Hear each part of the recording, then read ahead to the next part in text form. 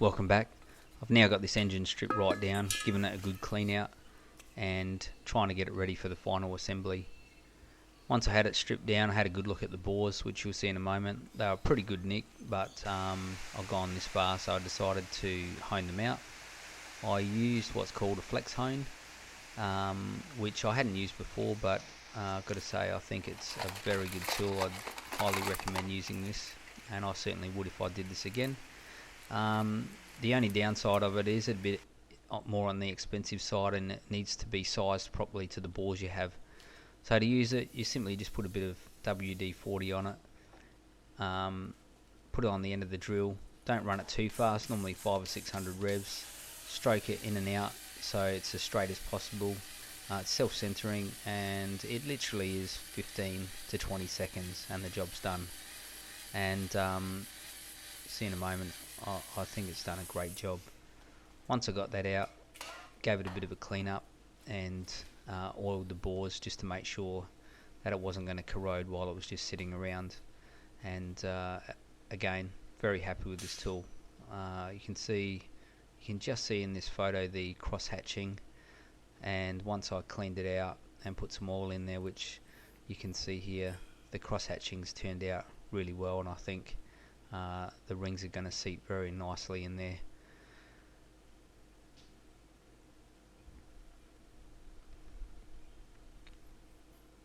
Once I got this far, I started to paint the engine components, so the cylinder bores I've painted in a semi-gloss black.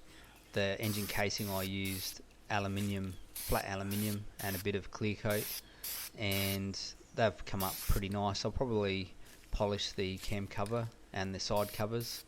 I don't want to go too crazy, but I'm pretty happy with the way it's turned out so far.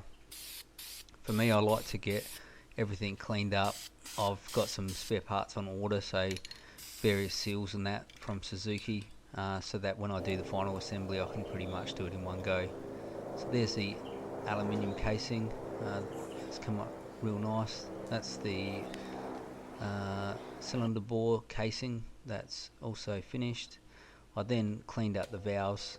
Obviously it's 4 valves per cylinder, so cleaned up all the carbon on the exhaust and intake, and then I lapped them in to the head. There wasn't any damage, so it didn't take much to clean them up properly, and you can see here they lapped in really nicely. It's tiny valves really, but it does the job. And you can see here I also cleaned up the exhaust ports, and I did the inlet as well. So the exhaust side I didn't go crazy, but a bit of a quick polish, and here's all the valves and springs and retainers all cleaned up and basically ready for assembly. The pistons I still need to do a bit of tidy up work. They're in good condition, bit of carbon build up, but the rings also look in very good nick, so I'll measure them up, but most likely reuse those. You can see here I was also lucky enough to find a new crank. The new crank is a modified version from Suzuki, and it's hard to see in this pic, but that oil gallery hole is actually bigger on the modified crank, and there's no doubt there's been a few seized engines with the initial setup that I had. You can see here these are all the parts. It's getting close. It's surprising how much stuff fits into one engine, but see down the end there I've got a gasket set that's now arrived. I've got some air filters, I've got the proper gasket goo, and as I said before, I just want to get it 100% before I go and assemble it. So at this point I started putting the head back together. When I do these sort of jobs I always use assembly lube, so what I like to use is Royal Purple. That's a synthetic assembly lube, and you can see it here. So a couple of points is the base washer for the spring needs to go in first.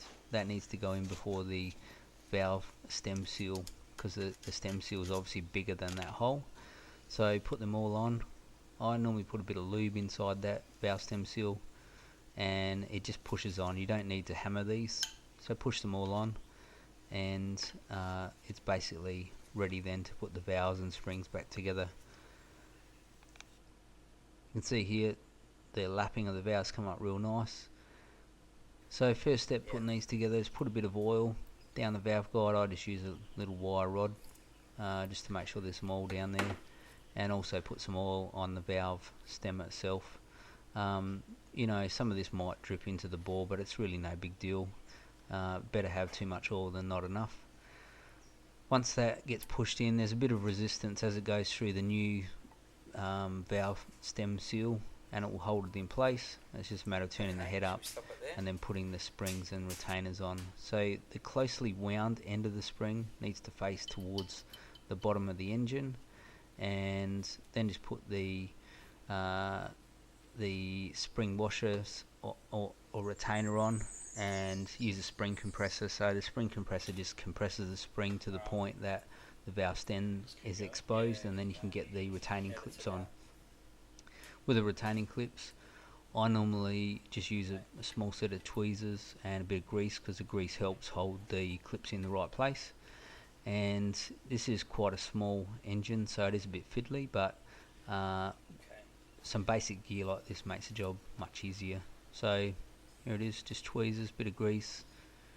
There's 2 half moon clips, one on each side of the valve stem. Once they're in the right spot, just release the spring compressor and that will lock into place, and that's just what I'm doing here.